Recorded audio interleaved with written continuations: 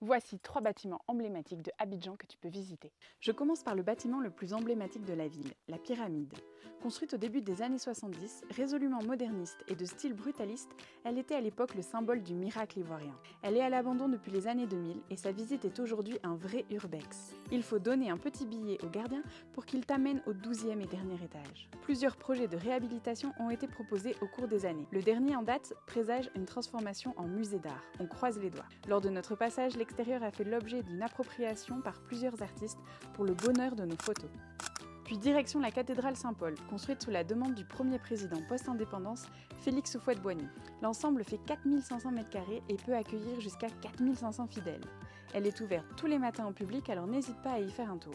Avec sa croix de 70 mètres de haut, elle ressort du skyline de la ville et tu ne pourras pas la louper.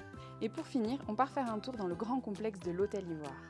Les chambres sont au-dessus de notre budget, mais tu peux t'y balader librement et prendre un café autour des 7500 m² de piscine.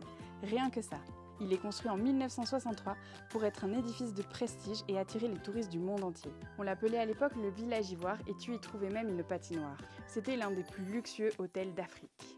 Abandonné lui aussi pendant plusieurs années, aujourd'hui l'édifice a été magnifiquement restauré et est redevenu un hôtel. Retrouve la localisation exacte de ces bâtiments sur la plateforme cherismore.com.